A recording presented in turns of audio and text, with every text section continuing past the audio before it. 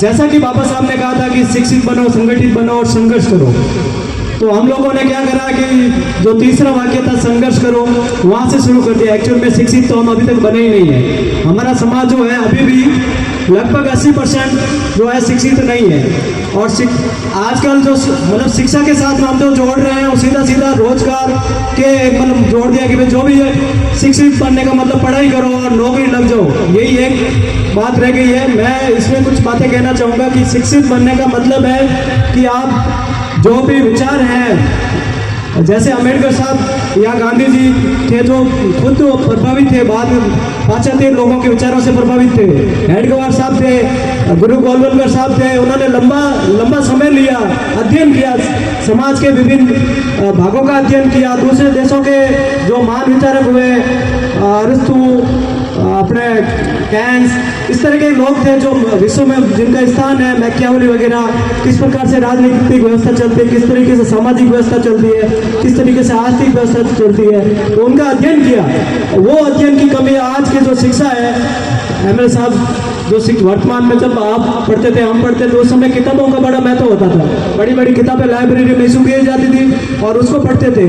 आज की जो शिक्षा है उसके अंदर एक खाली 1 वीक सीरीज आती है, लास्ट में 5 क्वेश्चन आते हैं और पढ़ के और पास हो जाते हैं। तो उससे फिर आप कहते हो कि भाई पढ़ तो लिए लेकिन छोड़ो यूं ही घूमे। अरे भाई तो पढ़े क्या, वो 5 पासबुक में से तो 5 क्वेश्चन ही पढ़े आपने, और तो उससे क्या आप आगे जाके क्या शिक्षा में क्या हासिल कर लोगे? ना तो आपने समय जो खराब किया है, कहीं आप दूसरी जगह तकनीकी रूप से कोई काम करते, भले बड़े का काम करते, मिस्त्री का काम करते, तो आता फिर एक लंबे समय तक आप संघर्ष करते हो। 30-35 साल की उम्र हो जाती है, गाँव शहर के अंदर पड़े रहते हो, अपने माता पिता के ऊपर भी एक प्रकार से बोझ बनते हो। तो इस चीज़ को बदलना होगा। आपको गुणात्मक शिक्षा की व्यवस्था करनी होगी। और सरकारों के अंदर सरकारें आती रहती है, जाती रहती है, अटल बिहारी वाजपेयी साहब ने कहा था, लेकिन ये शिक्षा की व्यवस्था हमारे शहरगढ़ में तो दोनों जो बैठे हैं यहाँ, पूर्व एमएलए और वर्तमान एमएलए साहब, इन्होंने खूब प्रयास करे कि हमारे जो बच्चे हैं वो अच्छी शिक्षा, गुणवत्ता की शिक्षा हासिल करें। तो इसी तरफ हमको ध्यान देना है। गुणवत्ता की शिक्षा कहाँ से हासिल हो सकती है? पहले जो हम लोग खुद जोधपुर यूनिवर्सिटी से पढ़े, उस समय यहाँ का माहौल ठीक था।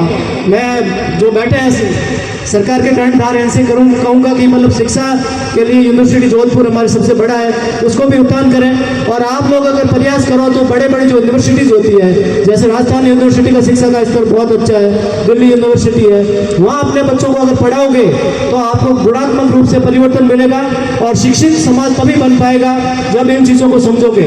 और जो कुरीतियों की हम बात करते हैं, तो आपने देखा होगा कि उमेश सिंह साहब के फादर साहब कल्याण सिंह साहब ने पूरे राजपूत समाज में एक अलग जगह थी। और अभी एमएलए साहब ने अपने कोर्सा की शादी करी थी, तो उन्होंने कितना बड़ा एक समाज को मैसेज दिया।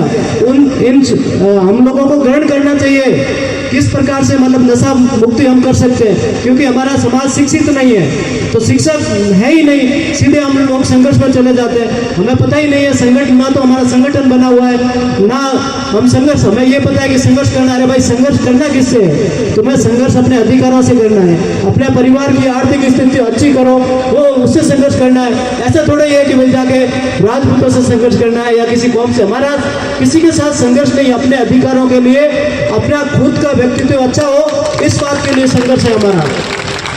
तो हम लोगों को मतलब शिक्षित होकर, संगठित होकर संघर्ष करना है और एक भारत देश को मजबूत बनाना, अपने परिवार को मजबूत बनाना है। तभी हम बाबा साहब के जो कथन काम इस जीवन में लागू कर पाएंगे। और जब शिक्षित बन जाओगे तो ये कुरीतियाँ जो आज मृत्यु भोज, अफीम और जो नशा आप लोग करते, मतलब बहुत सारी आज युवा पीढ़ी जो नशे के अंदर खुद ही डूबी हुई है, तो मैं सबसे आग्रह करूँगा कि अपनी शुरुआत अपने खुद से करें। जो भी नशा की प्रवृत्तियां हैं उसको कम से कम सीमित करें।